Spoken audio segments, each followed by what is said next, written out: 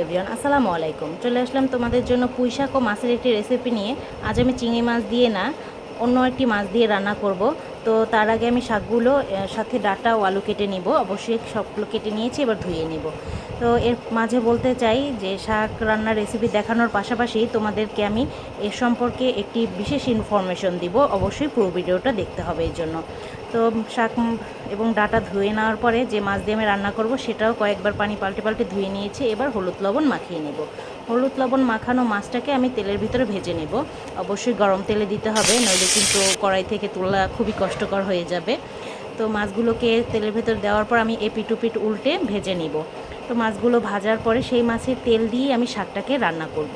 তো সেই মাছের তেলের সাথে সামান্য একটু তেল অ্যাড করে পেঁয়াজটাকে হালকা লালচে করে ভেজে নিচ্ছি।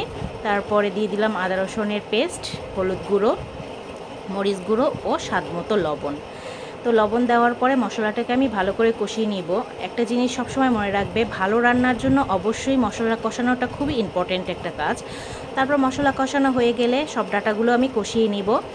তো এর মাঝে বলতে চাই যে ইনফরমেশনটা তোমাদের দেওয়া ছিল সেটা হচ্ছে এই পুঁই শাক কিন্তু ডায়াবেটিস কমায়, ক্যান্সার প্রতিরোধ করে, অ্যাজমা কাটায়, ব্লাড প্রেশার কমায়, হাড় শক্ত করে, অ্যালার্জি বাড়ায়, চোখ ভালো রাখে, শিশুদের বৃদ্ধি বাড়ায়।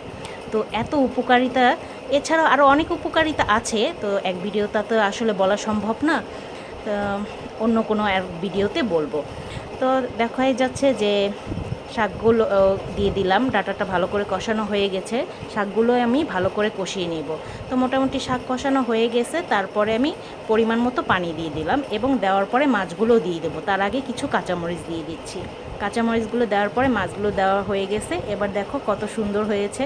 মাছগুলো দেওয়া হয়ে গেছে, সব কিছু দেওয়া হয়ে গেলে আমার তৈরি হয়ে গেল পুঁই শাক ও মাছের রেসিপি। ভালো লাগলে অবশ্যই সাবস্ক্রাইব করবে, যেন নতুন ভিডিও আপলোড দেওয়ার সাথে সাথে তোমাদের কাছে পৌঁছে যায়। এবং লাইক কমেন্ট বেশি বেশি করে শেয়ার করবে, শেয়ার করে আমার পাশেই থাকবে। তো এ পর্যন্তই আজ, ভালো থেকো, আল্লাহ হাফেজ।